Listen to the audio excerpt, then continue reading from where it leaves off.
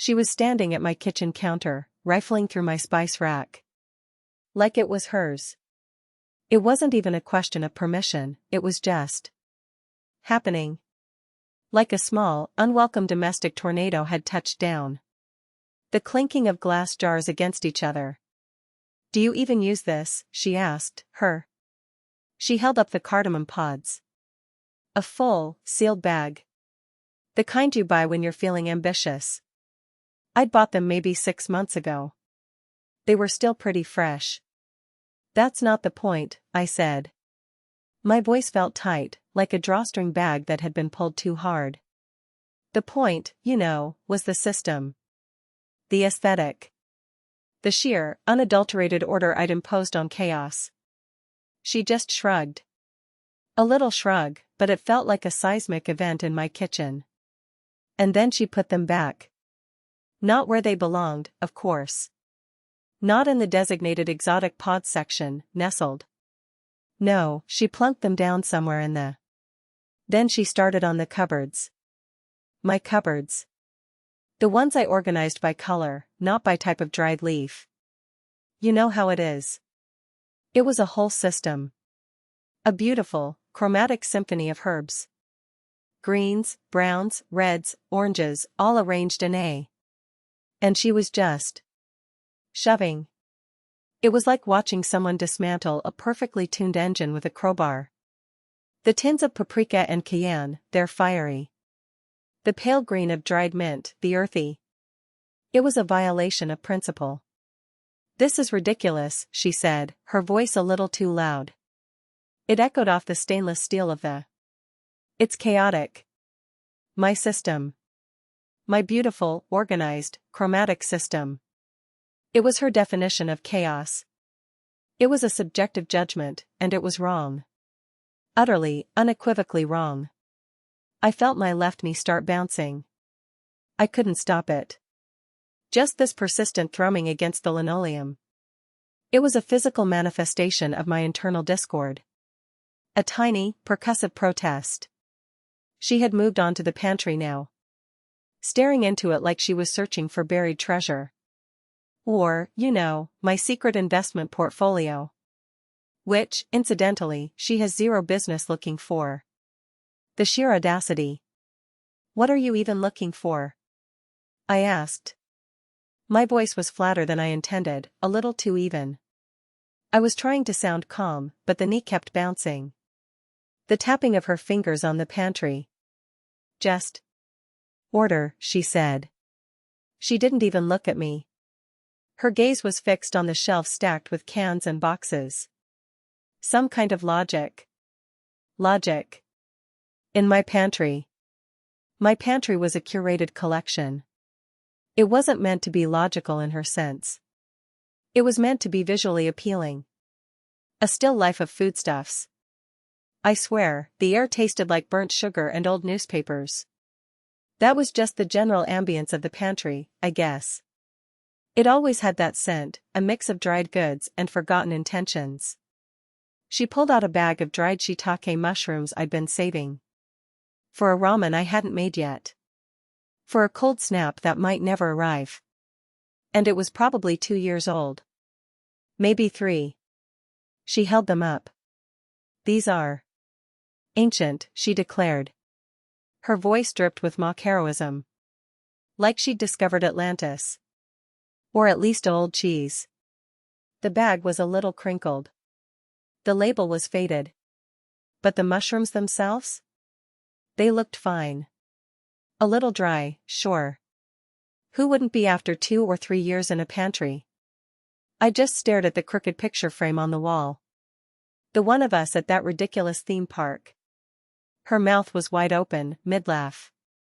Mine was less so. I remembered the heat that day.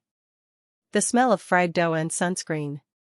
Her happiness was palpable.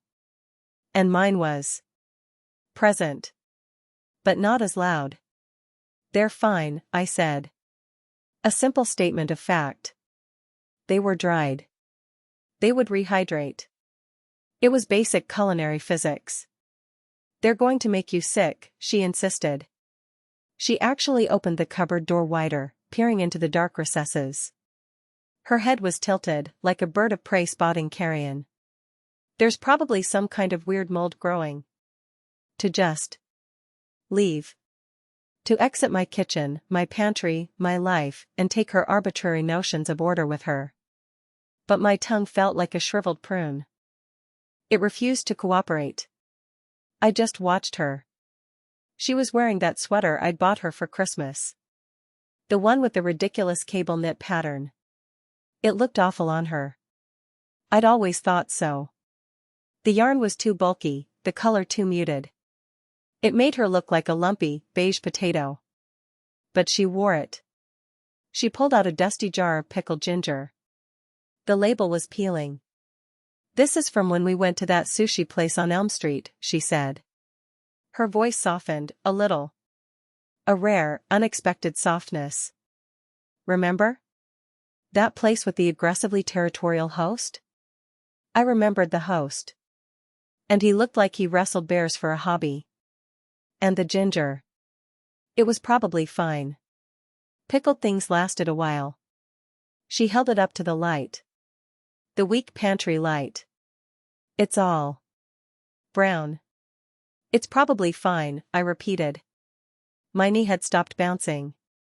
Now my right index finger was tapping a frantic, silent rhythm on the countertop. Tap tap tap tap. A nervous tick. A drum solo for the deeply unsettled. I thought about the shiitake mushrooms. How they were probably still good. Just needed a little resuscitation. Maybe a quick soak. A gentle, herbal whisper. You know how it is. Sometimes you just want to put things back how they were. Or how you think they were. Before she started rearranging my entire existence. It wasn't just the spices, it was the implication. The judgment. She sighed, a dramatic, gusty sound. Like she'd just wrestled a bear herself and lost. The sound filled the small kitchen, pushing out the faint, stale air. "You know what," she said, dropping the ginger back into the cupboard with a clatter that made me flinch. The sound was sharp, like a dropped piece of crockery. "This is just too much." She walked out. Just like that. No goodbye. No explanation. Just gone. She left the cupboard doors open. The spice rack ajar. The shiitake mushrooms still sitting on the counter like a lost cause. A silent accusation. I stood there for a minute. The smell of stale spices and something vaguely. It was a terrible combination. Like cheap perfume mixed with old dishwater. A cloying, unpleasant bouquet. I walked over to the cupboard. Picked up the pickled ginger. It was still kind of brown. But maybe not that brown. It was a shade of brown that suggested age, yes, but not necessarily spoilage.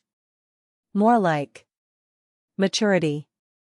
I opened the bag of shiitake mushrooms. They actually looked okay.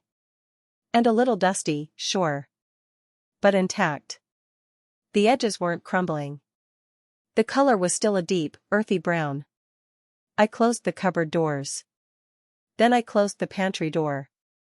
I didn't put the spices back. Not yet. The house was silent. Except for the hum of the refrigerator. And the faint ticking of the clock on the wall. It was 3:15. Or maybe 3:45. I wasn't entirely sure. The clock's face was a little smudged. The numbers were hard to read. Anyway. The car ride home was a study in muted aggression. Her car, a sensible sedan that smelled faintly of lavender air freshener and old coffee, felt like a cage. The silence between us was thick, a palpable entity. And it wasn't a comfortable silence.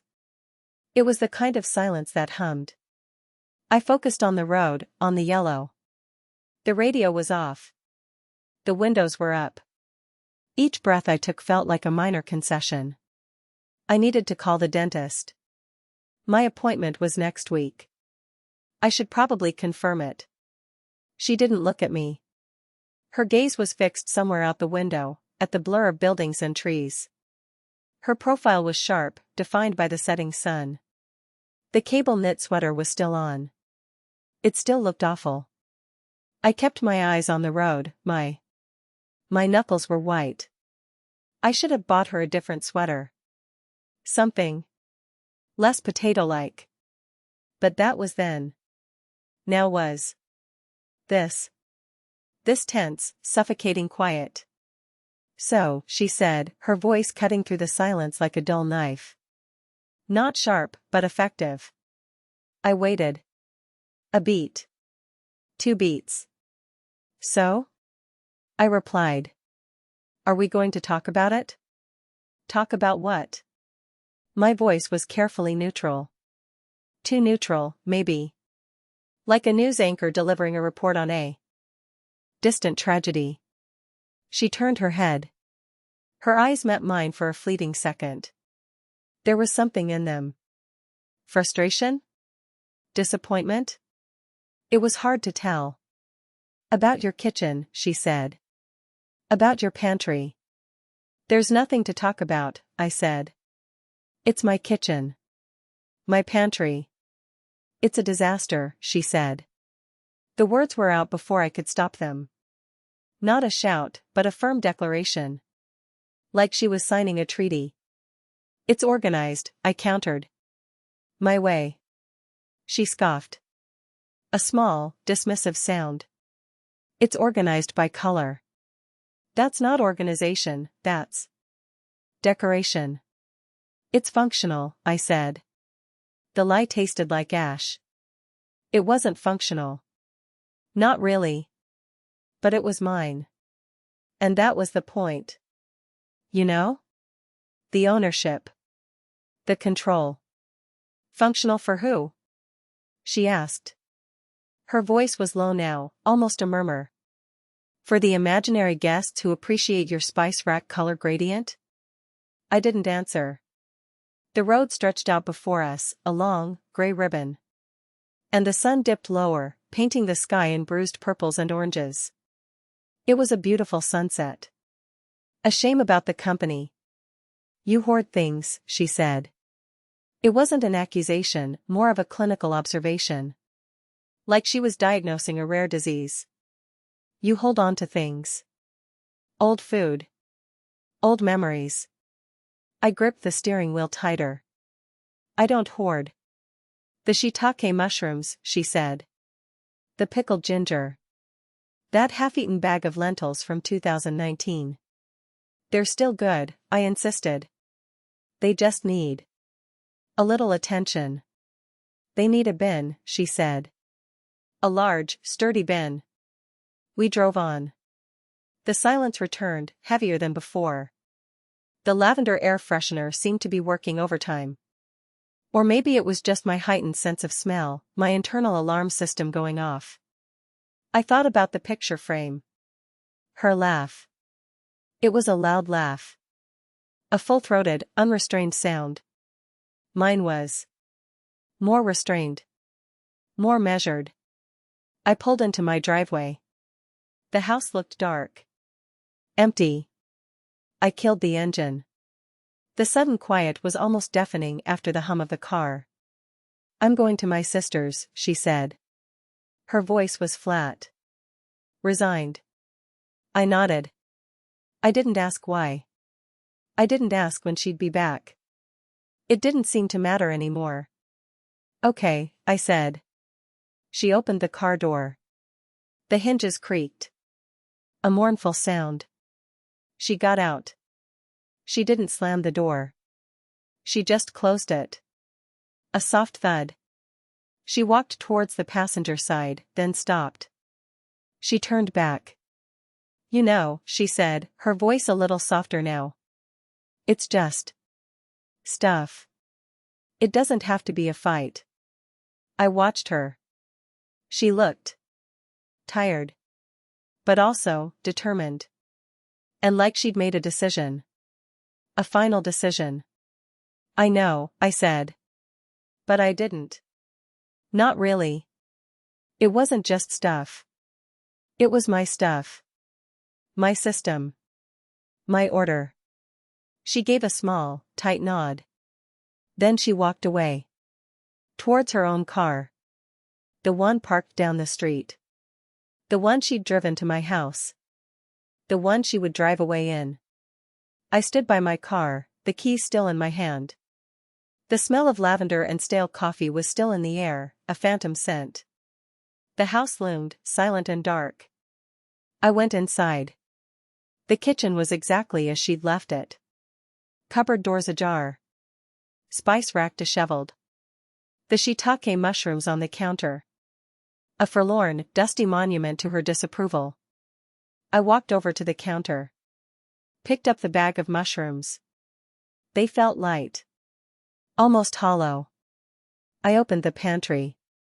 The shelves were still a mess. The pickled ginger was still in its spot. Brown. But not that brown. I closed the pantry door. Then I closed the cupboard doors.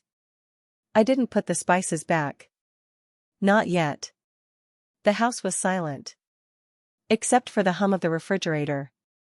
And the faint ticking of the clock on the wall. And it was 3:15. Or maybe 3:45. I wasn't entirely sure. The clock's face was a little smudged. The numbers were hard to read. Anyway. I picked up the shiitake mushrooms. I held them in my hand. They were just dried mushrooms. They were probably fine. Or maybe they weren't. It didn't matter. Not right now. The silence was the main thing. The sheer, vast, empty silence. It was a kind of order, I guess. Just not the kind she understood. Or the kind I wanted. Whatever. It is what it is.